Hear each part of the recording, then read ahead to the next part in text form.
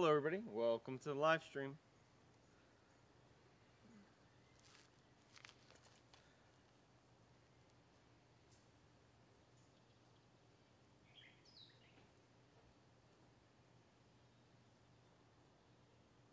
Look at that green bug on the ground down there. Iridescent one?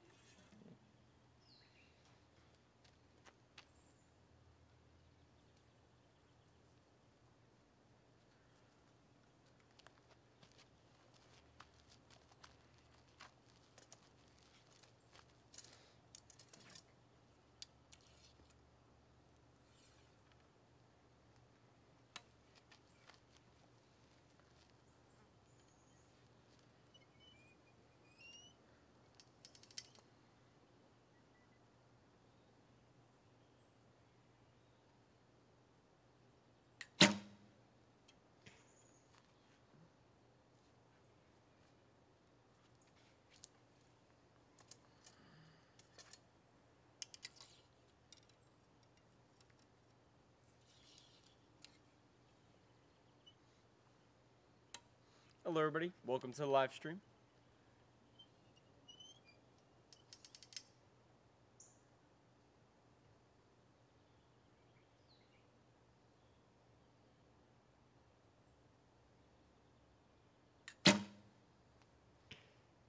Sort of.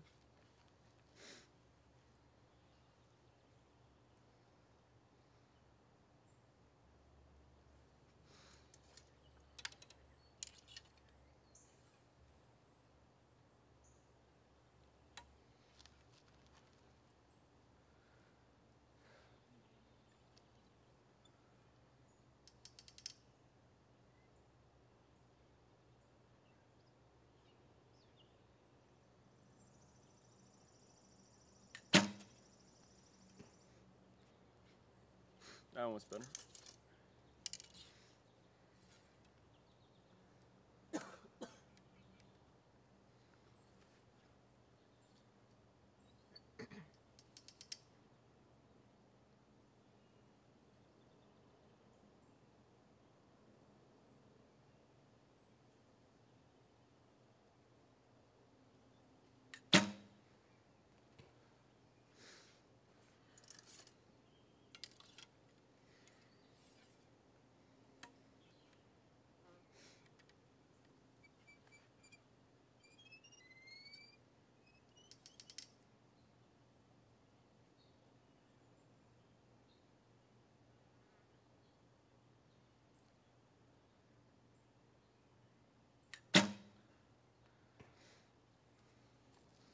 World Cup Berlin starting up, so that's pretty interesting.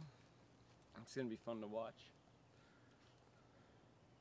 They got a nice, the venue looks pretty nice, based on some of the pictures I've seen. And it looks like they're shooting outside the stadium, so I don't know if the finals are gonna be inside the stadium. It looks like a stadium. Yeah, it should be a stadium behind them. But that'll be interesting to see where they stick that. I did not check out all the details, so maybe they already said where the finals are going to be held. But yeah, I don't know. It looks like a good place.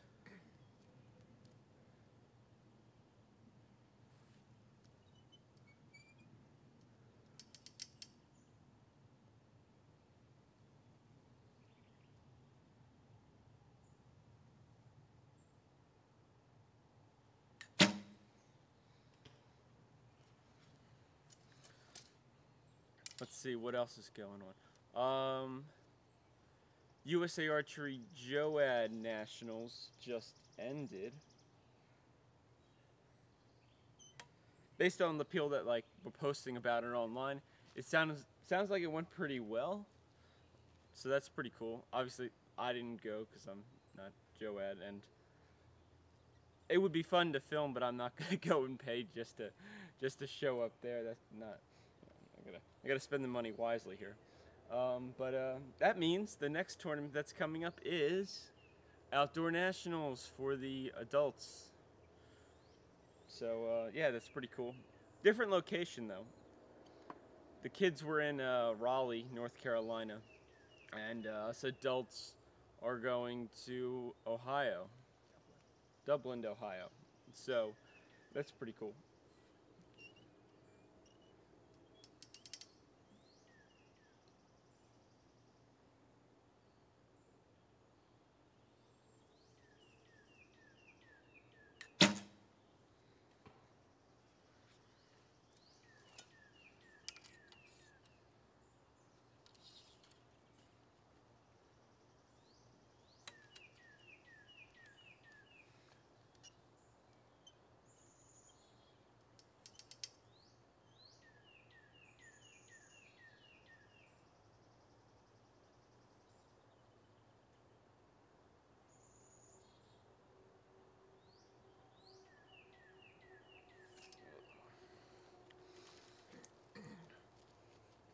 shooting Ohio is going to be a good one. I can actually drive to that, so I get to save on airfare. And then the one after that, I also get to drive to. So yeah, it's in the same spot. So that's really awesome for me. I'm sure other people aren't happy. Same location's kind of like all right, but you know what? I get to drive twice, so I'm not gonna complain about that.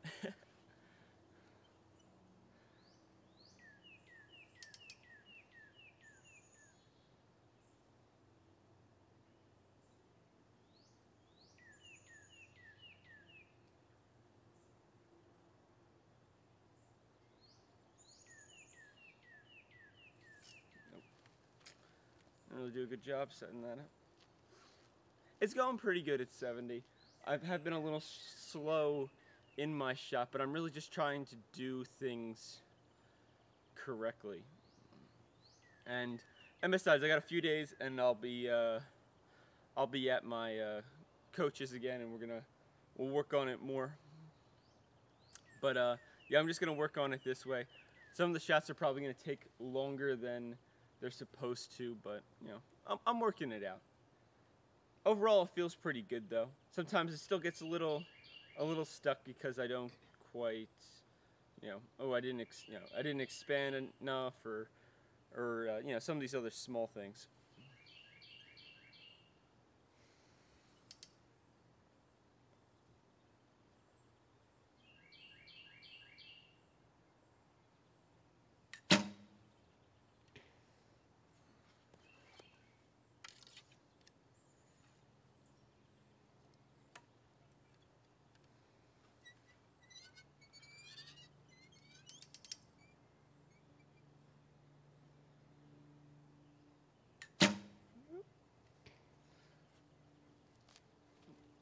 A little off to the left there. Oh, somebody's got a question. Let's see.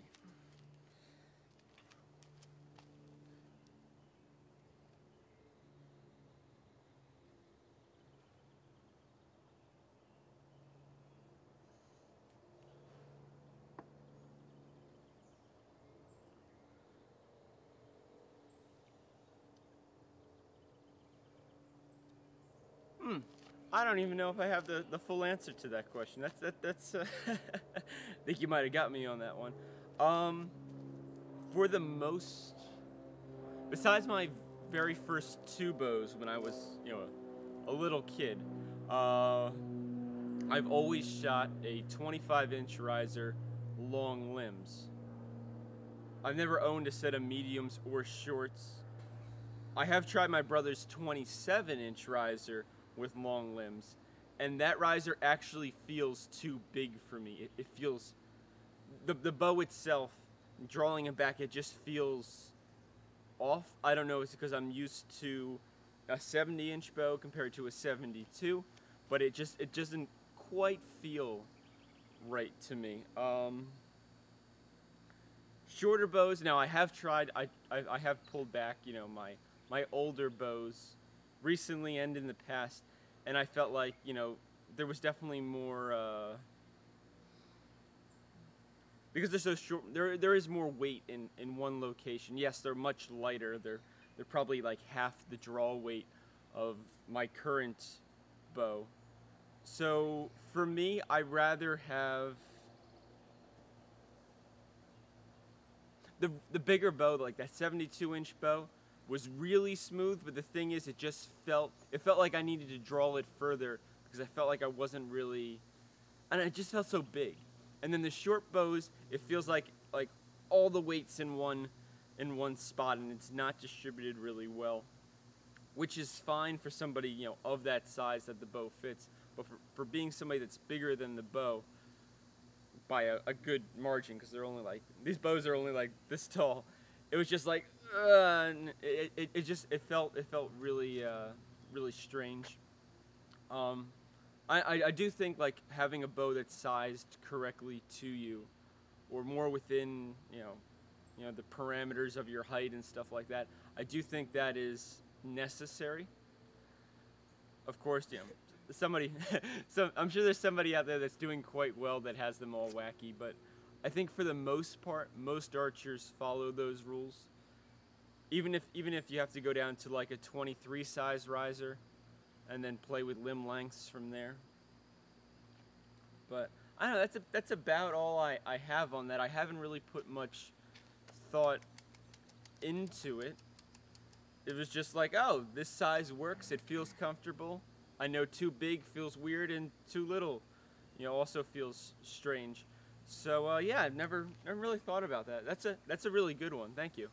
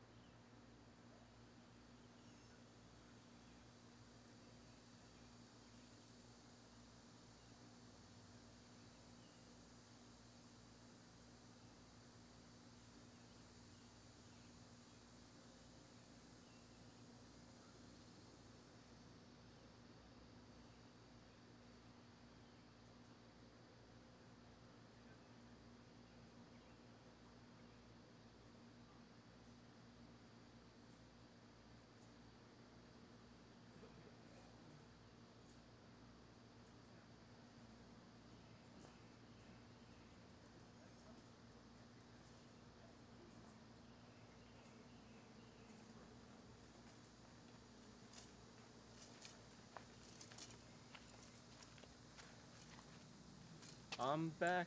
I made it.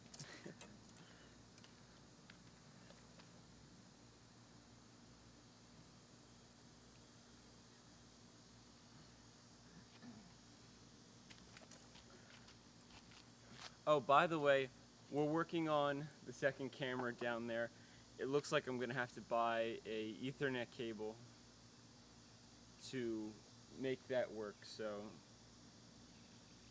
yeah, I gotta put that into the budget at some point. But I'll need a a 70-meter Ethernet cable, because otherwise there's enough traffic on my Wi-Fi, and this is going through my Wi-Fi. So yeah, I probably should avoid sending more video over Wi-Fi, because then I'll really have a mess. So it looks like the best way is going to be just hardwiring it. But yeah, I need to get all that at some point when it's in the when it's in the budget. But no, I think it'll be really fun to do, and then you can see some of you'll see all the shots, but you can see the ones where oh, that one went too far left, that one went too far right. Like this end that I just shot was I had a nice group that was in the middle, and then I had a couple to the left that I kind of did one thing the same way, and then a couple to the right that I did something different but did them the same way. So I had like 3 groups. Most of them were in the center, but yeah, we're working on it. This is why you practice here.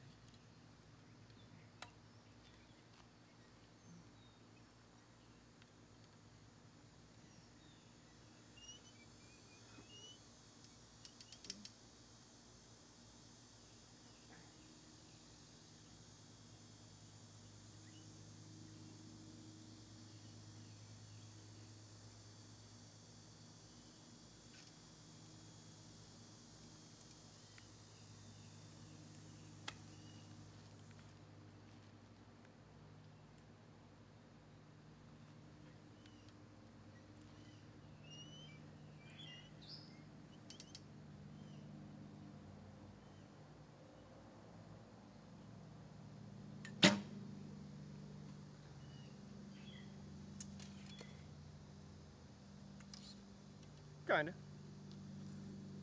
It wasn't bad. I moved a little more than I wanted to. I'm still working on getting that whole, because I have so much of a habit of moving just this arm. When I get back, it needs to just stay set here. And then all of this moves, everything. The whole, like, my hand stays under my chin in the same spot. And everything moves in unison and the shot shoots. It looks like it's a lot more movement, but when you got the whole bow drawn back, it's very finite and it shoots really nice, like really nice. It's just a matter of me actually, mastering it more because I'm at like 50% right now. I feel like some shots are good, some are like, we could have did that better.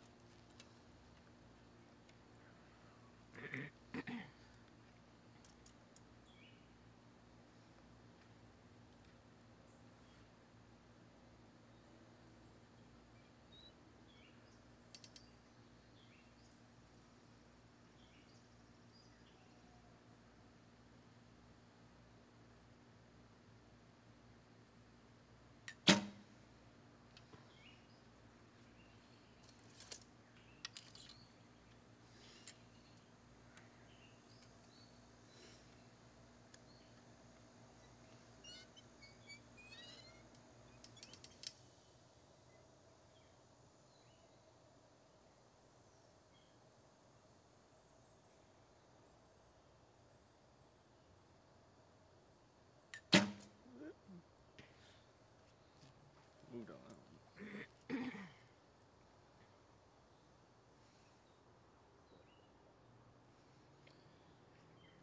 All right.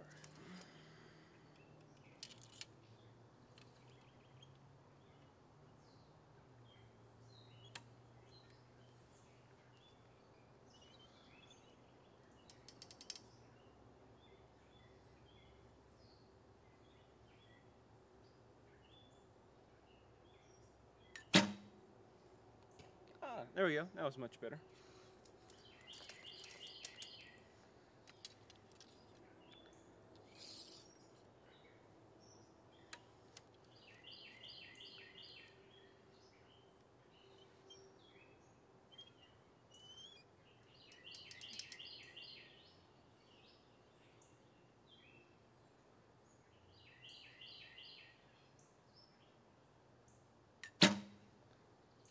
There we go. See, for like those two, I felt like everything moved a lot better together and in like the correct direction. Not just like a straight back, but around and back. We're going back, but we're going back. We're making like a turn instead of just going straight back, because that's not. We want to go round and back. They were both high. Oh, they were high. They shot nicer. You might have to judge with that.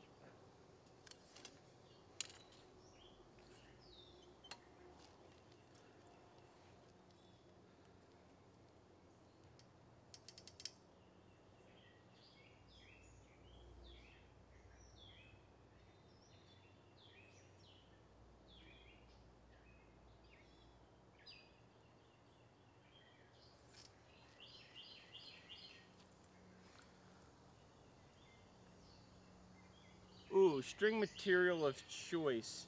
Okay, so recently, I would say the last year and a half maybe, I've been using BCY 8120. Oh, 8125? Oh man, I honestly haven't made a string in a little while. I made this one and it's been going well. Oh, 81, no, it's 8125. 20 strands, and then I use, for the center serve, I used 14 halo. I didn't realize, yeah, it's been a while since I've made a string. I'll probably have to make another one. Okay, so in the past I was using like BCYX for a while, and that was good string material, but I was running into a knock fitting problem, and I don't think it was like my construction methods of making the string, because I used the same ones for this material here, and I haven't had the same problems. I haven't had any problems with the 8125. But for the X, it would almost be like under certain conditions, the string would expand, like if it was a really humid day, or it would like shrink up if it was cooler. And my arrows wouldn't click on the same every time. And sometimes it would vary so much as one end they were fine, and the next end they would just get this really hard click. I'd replace knocks, I'd change the center serve. So eventually, with the help of some friends and stuff like that, we decided, you know, we're just gonna go to 8125. It's been the more go-to. You know, obviously there's other string materials to go to, and even by other brands and stuff. But 8125 is probably one of the, like, I don't know if benchmarks the word.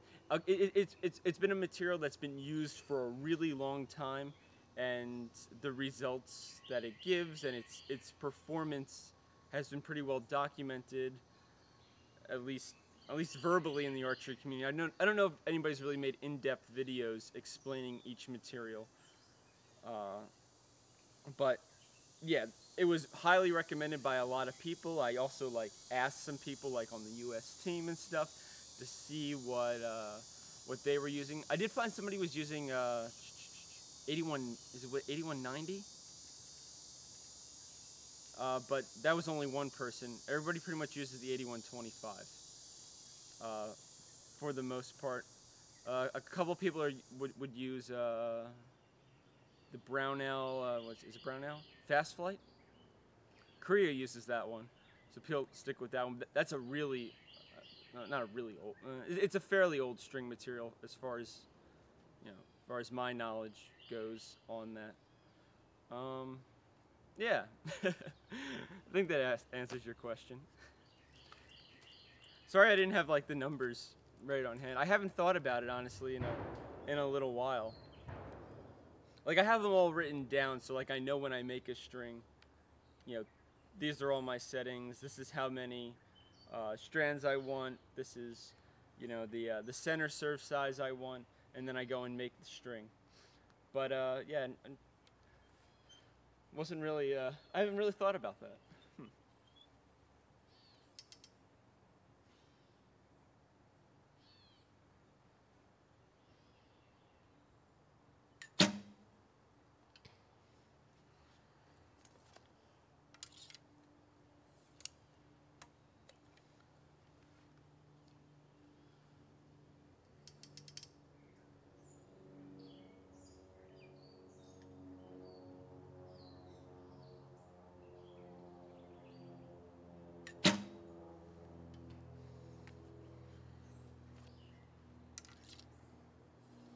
I have some more questions.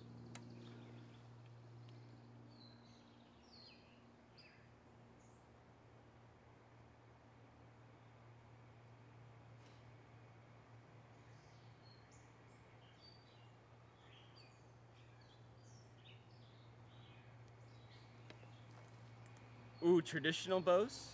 I don't really have, especially like, I have a better idea of like bare bows, but traditional bows, I do not know. I guess the best route I would guess for those is just going to like a reputable shop, or if you're really looking to spend a good amount of money, I know there's some bare bow shooters that buy traditional bows. So like they normally shoot like an Olympic recurve, but obviously stripped down, so it's just a recurve. But if you put the equipment on, you could shoot it as an Olympic recurve. But they also, shoot some regular traditional bows, all wood, but these bows are all nicely hand carved and everything. Those I know are pretty pricey, but they get them from individuals. So I don't know if you want to go and look for like a particular, there's probably a brand that makes like Native American style traditional bows, and then go that route and like find somebody that distributes those. I'm honestly not really sure because I don't have, well, I guess I have one technical traditional bow. All my other bows though are recurves that you can make into Olympic recurves. So I'm really sorry I don't have a lot of information on that. I just don't have the experience with it. But yeah, I guess if you're just looking to just get your first one, I would go through some kind of retailer that sells them. Like for me, if I wanted to buy my first Olympic recurve bow, it's easy for me to go to either a local like archery pro shop or online, like Lancaster's the big one for the United States. So I'm guessing there would be something in comparison for the traditional bows. You could even try Lancaster. I've honestly never looked for traditional bows there, but they might have some. I definitely can't guarantee it, but I'm sure there's somebody that is covering that bow market, because there is a really large traditional archery community in the US if you're from the US, but even globally though too, because it seems like archery has been part of pretty much every culture out there to some extent. So, and especially the US with all the Native American I guess like stuff in general, you should be able to find somebody that's making them, and making them at a pretty affordable price range.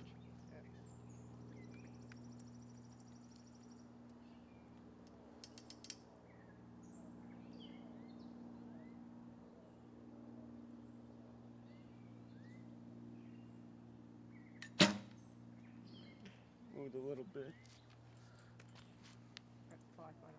Yeah, we're under attack. It's super humid out today, so all the bugs are showing up to the party here. All right, so just shot that end. I'm gonna go down and pick them up. I'll be right back. If anybody has any more questions, let me know. If not, cool. I'll just be shooting anyway. So hopefully you're enjoying this, and I'll see you guys in a moment.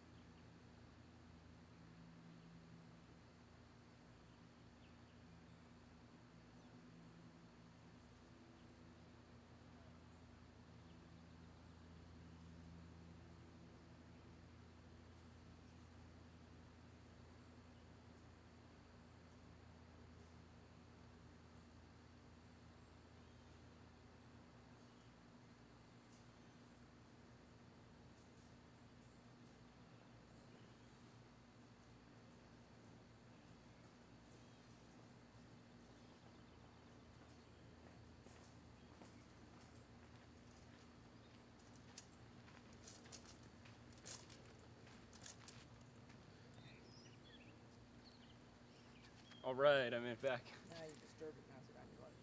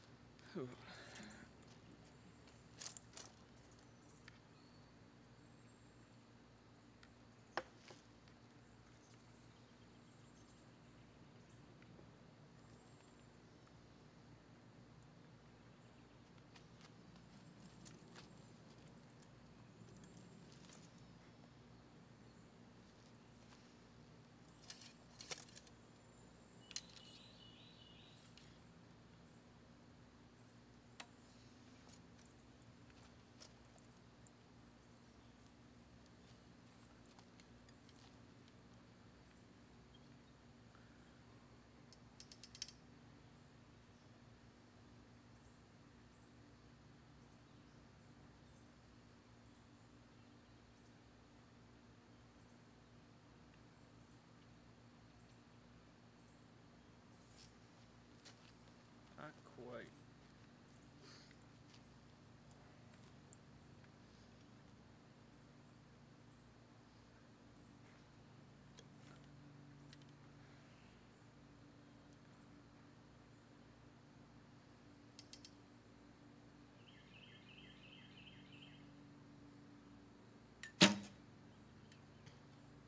Still There we high. go. Oh, still high.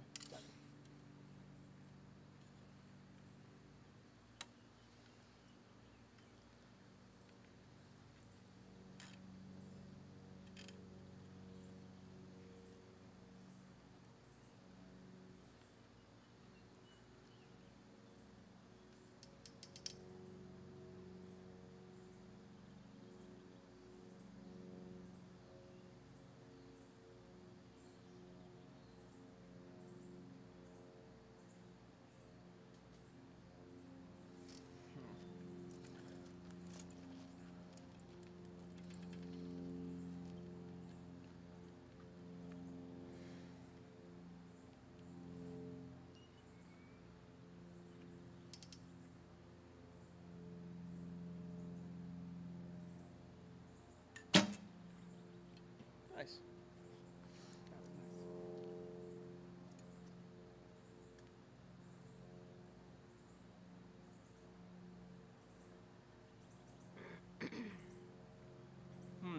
Shooting bear shafts during training because the vanes are correcting aeroflight problems from like releases and stuff. I do not shoot bear shafts when practicing. The only time I've used bear shafts is to tune the bow, and that was done at 30 meters. But I know people that do shoot bear shafts at like 70. I think it's kind of up to you. I personally don't. I don't do it because I don't see like the need to. Like if I shoot a bad shot here, I pretty much have a really good idea what I've done before it usually even hits the target. Other than that,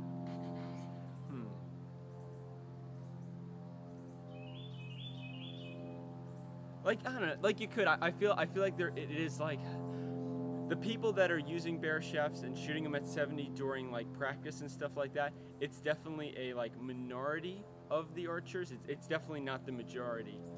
I don't know exactly what that says, you know, for the concept. Like if you find it helpful, then go for it. Or if you want to give it a try, you know, just be careful though, because they're probably going to fly. And depending on your bow setup, they may fly higher than expected, or you know, depending on your tuning, they may fly more left or right than you expected too. So that's kind of up in the air. Most people that I know that shoot their bear shafts at 70 are generally on like the U.S. team, and not that I don't know exactly how it works for them, but a lot of the times they get very good discounts on equipment and arrows, so they're not really concerned if they break one or two of them. And generally everybody else is trying not to break arrows. So I don't know if that's just because of the situation they're in and they're not worried about equipment because some of that is taken care of for them, or it's actually helpful. I don't recall seeing Brady shoot bear shafts at 70, but I could definitely be wrong because I've actually never been on the target with him.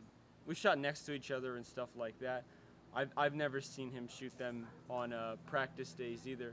I think he's probably has one or two in his quiver, but he's also running around with a good amount of arrows, at least a full dozen, I would say. So I don't have man, you guys are putting out the questions today. I really don't have a solid answer on that one. I guess it would be up to your discretion. If you think it might help you with identifying a problem, say in your release or something like that, then go at it. Give it a try. Maybe try it at a shorter distance still to make sure that your arrow is going to be on the bail, like that you're shooting well enough that your arrow is still going to make it to the target. Because the last thing you want to do is lose some bear shafts because your shot's not quite there, because they're going to be really hard to find in the grass or whatever because they have no veins sticking up out of the ground, or because it's the bear shaft, they may go further into whatever they hit and the whole arrow might disappear under the ground. So just keep that in mind.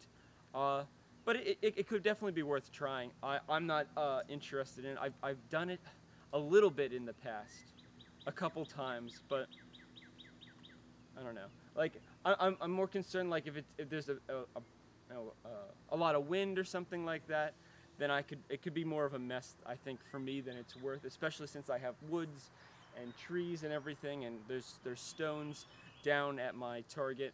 It's really not worth missing the bail at all because you pay dearly for it. Your arrow does not usually make it out.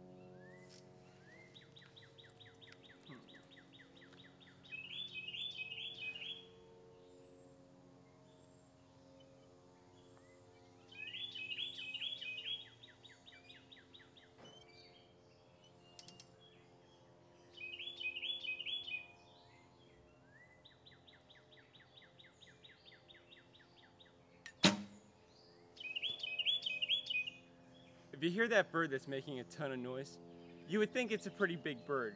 The thing's like the size of it's like the size of your fist, or it's a little bigger than a golf ball. The thing is a tiny little bird, but man, it's got it's got quite the song it likes to play.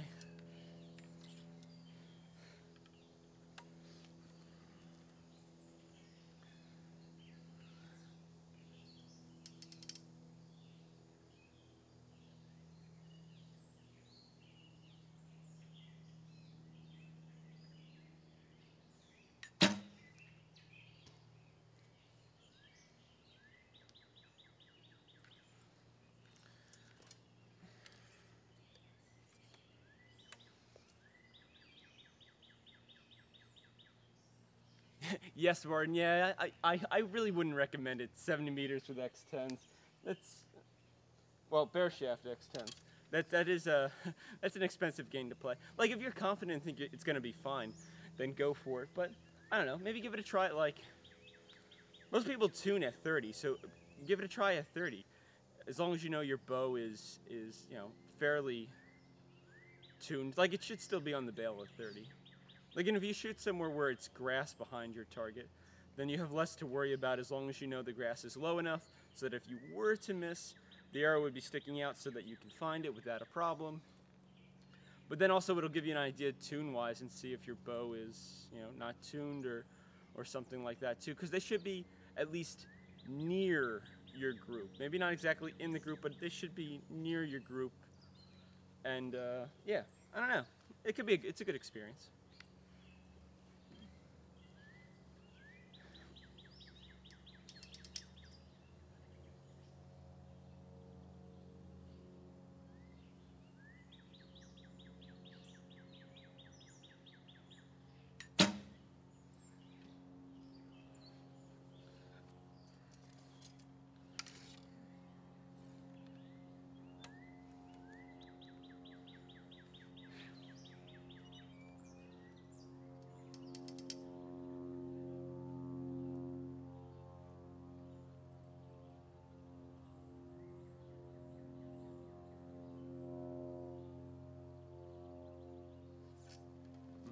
Not quite on that setup. Some of them have been shooting I've had some really great shots this end. So it's going well.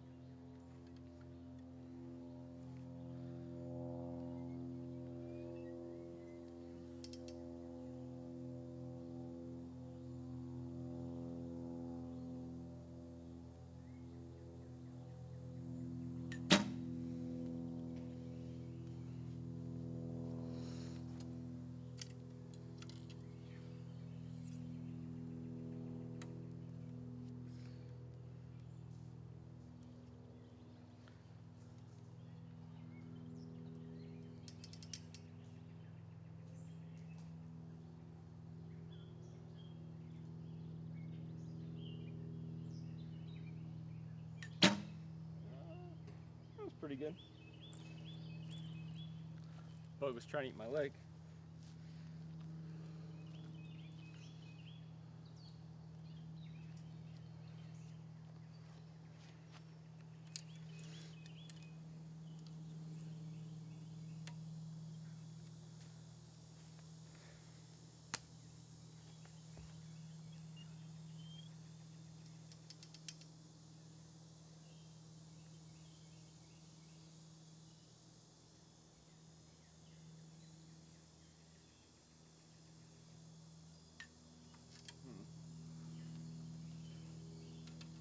Yeah, a little bit in the front arm, moving in. Sometimes though it definitely has to do with my setup and then how I expand with the shot.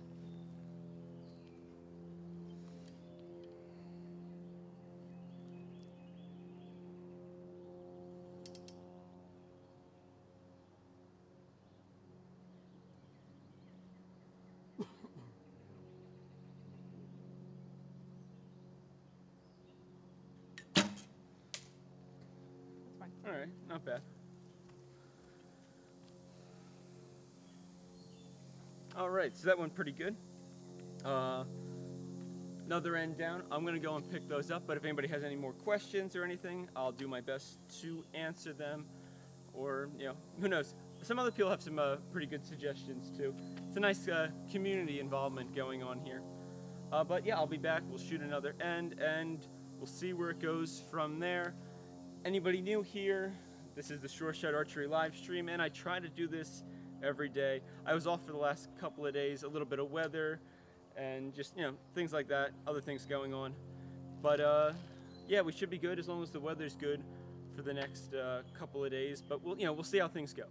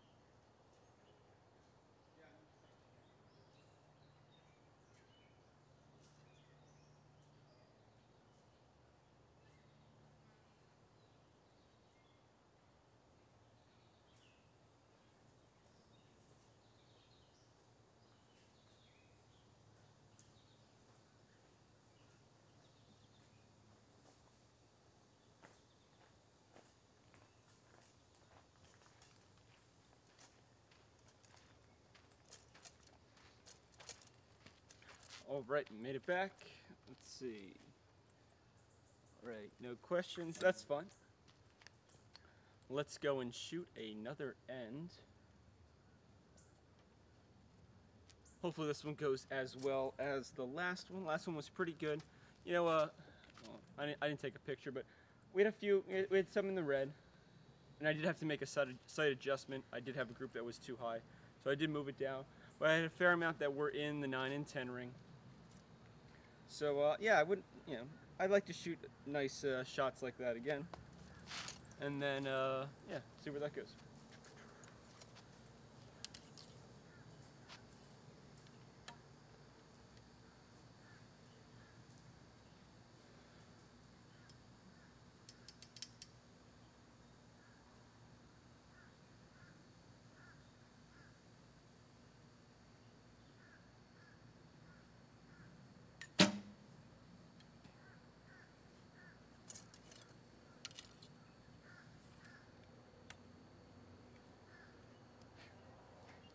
Fake out.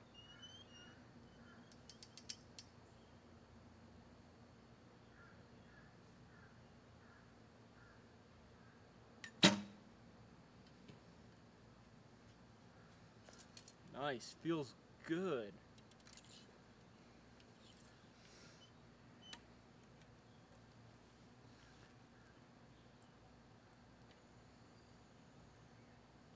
Oh, it did seem like a lot of people really enjoyed. Well, I didn't get too many comments, but it seemed like a lot of people watched the clicker video, which I thought was really helpful. I know I definitely didn't really. There's not really a side to take on that, but I felt like I did a fairly good job explaining the situation. And this is just something that I've noticed over years of shooting, with people just being so confused. You know, once they're on the clicker, but they get into a tough spot at a tournament, like, what should I do? So I felt like, yeah, you know what, it's about time to make a video about this. I feel, really confident in my knowledge, and I feel like it will benefit somebody newer in archery. You know, if I can explain this, and then that way they can think about their own situation and, put their best, foot forward to improve it. So yeah, thanks to everybody for checking that video out. That was a fun one to do. I think I'm gonna put some more together like that. I got some questions, so I don't know if it'll be weekly or not, but yeah, just trying to help people out.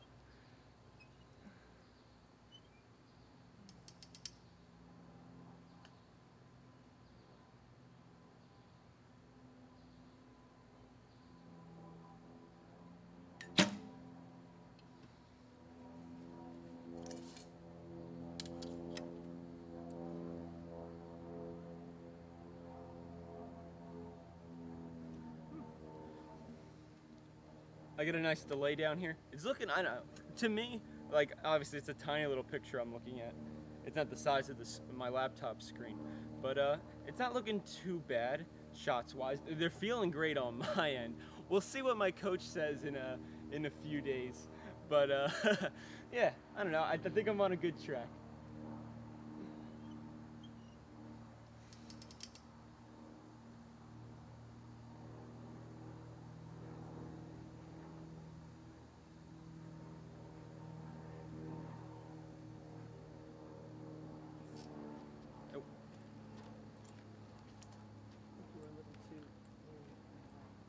Yeah, I felt like I was coming on yeah.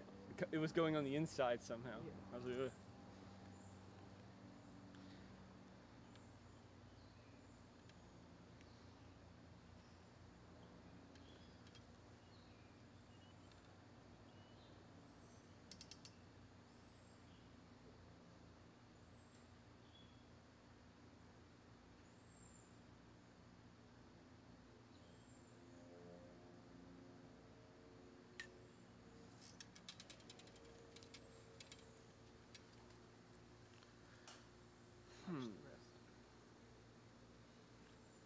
That one was, I don't know. There's something about the setup of that.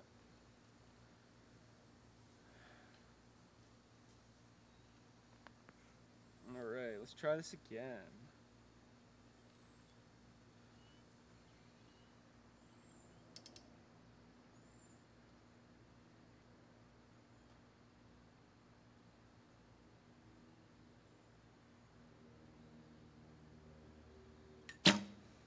All right. Yeah. We got some contact down there. I think it was just veins though, so I think the knocks are safe. That's so fun to hear though. It's funny because like even though it's fairly far away down there, man, when arrows hit or you just hear like the veins brush by, it's such a distinct sound, unlike anything else. It's like, oh man, I can hear that from a half mile.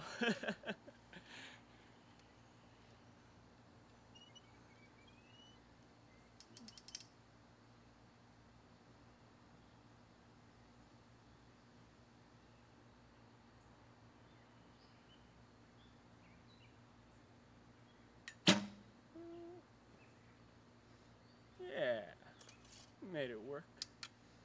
Things are just, they're just starting to move a little. It's like, oh, don't you dare, Anthony. It's funny though. It's so interesting how you can set your body up in one position, and even though you don't want to move something, if it just starts getting out of, I don't know, I guess you could call it alignment, or if like the angle that you have something set at, it just starts going a little bit in one direction, up, down, left, right, whatever, or even forwards, back, I guess your z-axis, right? If one of those just starts moving a little too much, it's so interesting how easily sometimes, because like the weight of the bow, your body just shifts with it. And generally it's not something you want to happen, but it's so interesting. You feel like, in a way, so powerless to it. And it's fascinating because like you really don't want to do that. What archer wants to, you know, have their bow arm like collapse in every shot? But it just happens, and you feel like, in a way, kind of powerless too. And it's like, all right, I gotta focus on, I gotta control, you know, my body better. I have to understand why it's moving and things like that. It's just so neat, and I feel like it really makes it. I know it's special. I feel like for archery, more so than other sports. Yeah, you need to, you know, control your body well for baseball and soccer and stuff like that. But I don't think you don't have the control to the degree somebody's shooting archery. Give it like recurve, compound, traditional, bare bow, just archery in general. You need that level of, you need a higher level of control, I feel, than these other sports that are out there. But I don't know. That's my 2 cents.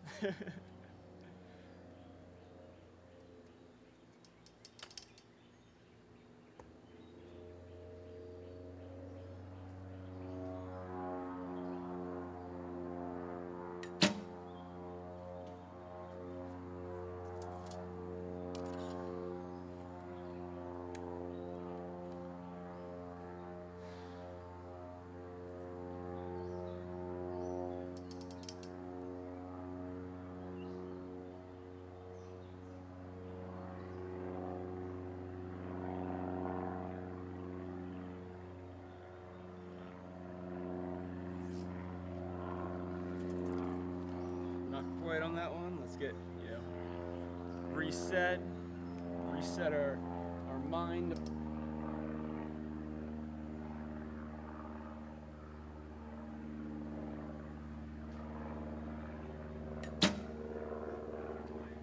bad. A little to the left.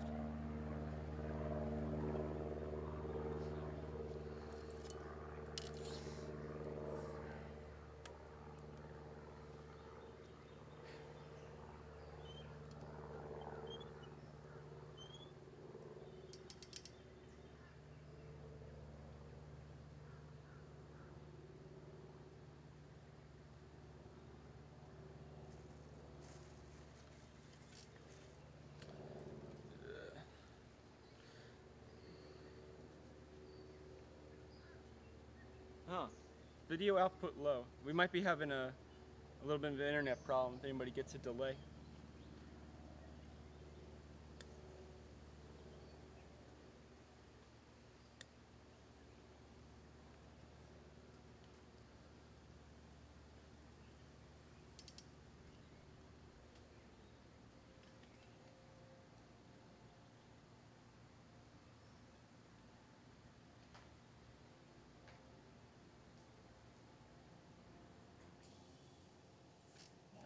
Oh. All right, we got 2 more arrows. Set up, Anthony. Gotta work on that. Work on that setup. It was going great for the last 7. Let's make it great for 8 and 9.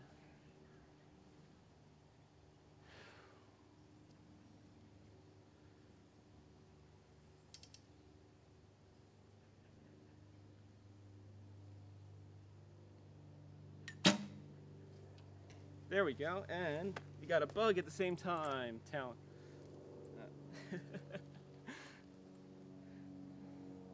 Some call it talent, others call it survival.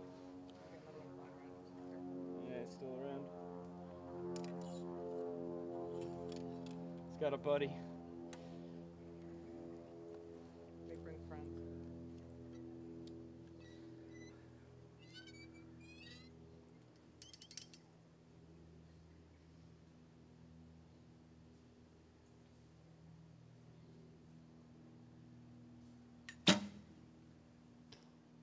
Yeah, that went pretty well.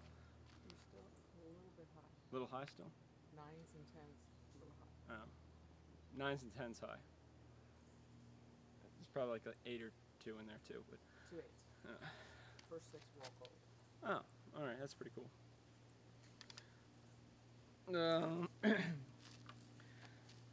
It's pretty toasty out here. I think I'm going to end the live stream here. Hopefully everybody's enjoyed watching. I've really enjoyed shooting with everybody. Hopefully I can smooth out my technique some more so it's a little more enjoyable to watch. I know I have a lot of you know, letting down of the bow, but yeah, I'm working on it. I'm working on it. You know, nobody's quite perfect. You know, my practice is probably Kim Woo Jin's warm up. So one day I would really like to get there, but it's coming along really great. That was another really good end. I was happy with that. Arrows 1 through 7 or so shot really well. Little delay for numbers 8 and 9, but I managed to shoot them, you know, pretty well as well. So yeah, with that, thanks everybody for coming out and watching. I'll be back tomorrow as long as the weather's good. Looks like, you know, we should be sticking at 70 until further notice, unless I have to change something in my form again, which requires me to shoot short. But overall, I think everything's going well, and I'm just going to keep working on making things work. So thank you, and as always, happy shooting.